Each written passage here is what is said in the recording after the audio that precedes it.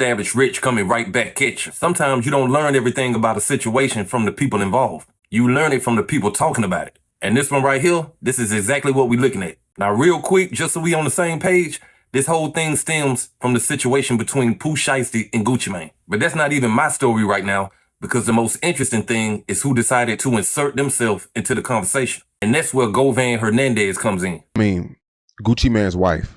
Yeah. You know, we know that she has a big influence on his life. She's his handler. Correct. Caretaker. Yeah, caretaker. Like, even if he doesn't want to cooperate, it looks like, I mean, he already made statements. Yeah, do you feel like she put that battery in his back? Yeah, of course. You know, and just imagine, you know, him coming home, you know, without his wedding ring and watch, and humiliated as a man. You got to tell your wife this, you're supposed to be one of the biggest gangsters in the world. Mm. And so, you know, I'm sure she was upset. She a civilian, what's she gonna do? You know, she gonna get the police involved. You know, I don't know if you seen the press conference the other day, but they said the federal agents got statements the first day. Mm-hmm. Like, they interviewed all parties on the first day. So I just, you know, I was willing to bet my social security number that Gucci wasn't gonna cooperate based off his reputation. Shiesty done said in the past about him, you know, not cooperating, and he never will. And he said it with his chest out. But now this a whole different Gucci. This a Gucci that's on psych meds, you know, and he basically being, you know, he like a, she got the strings, she pulling them, you know what I'm saying, you know, and it's almost like he on a remote, you know what I'm saying, you know. So with that being said, I could see her putting the battery in his back, you know, and kind of pushing him over the edge. But now, at this point, I think he done had a chance to think about it. He probably done talked to some reputable in the street and like, what's going on, you know. So, and I could see him now at this point, kind of like retracting. Retracting and backing up off of it. But again, they don't need Gucci. They don't need Gucci for nothing. But what if Gucci tells the cameraman, hey, I'll pay you?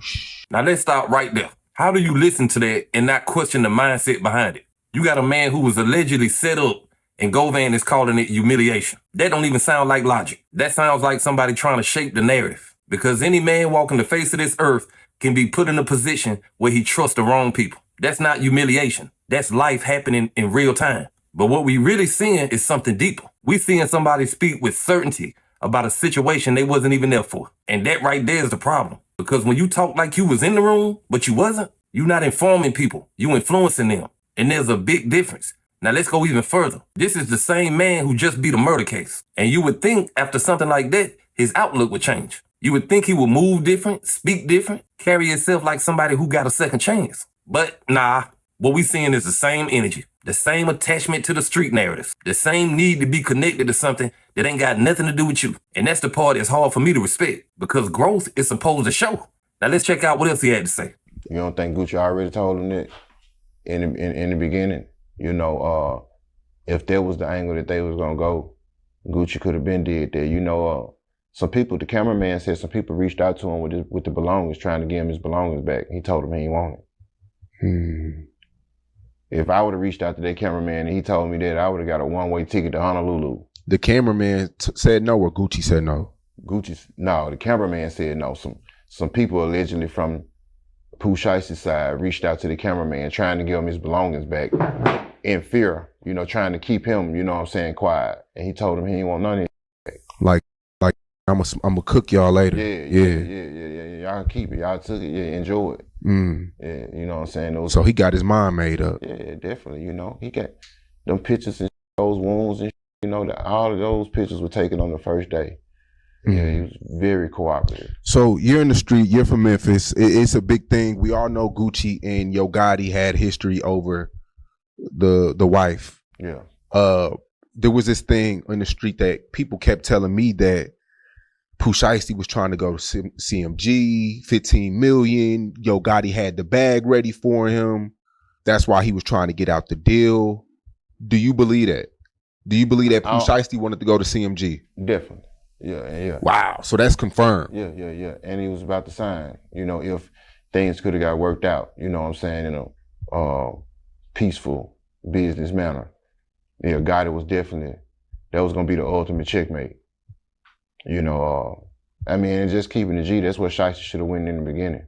Now this one right here, this is the one that really matters. Because now he is saying Pooh Shiesty's team tried to resolve things with the cameraman, tried to make it right. And the cameraman said, absolutely not. Now pay attention to that, because that tells you this ain't street business no more.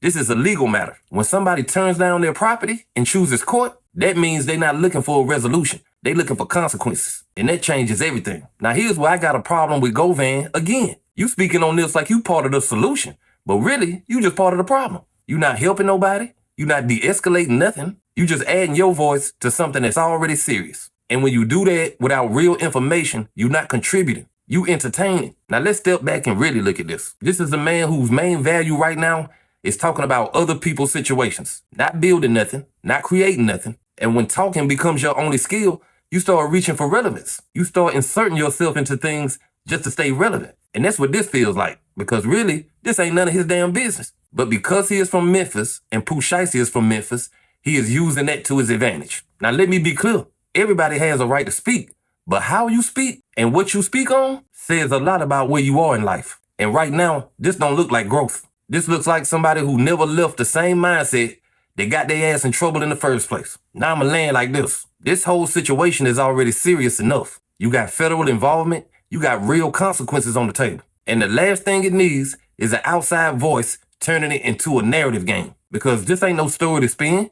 This is real life playing out. And if you're not adding value, you just adding noise. But hey, that's just my opinion. What's yours? Like, comment, subscribe. Establish Rich. I'll be back with another one. Peace.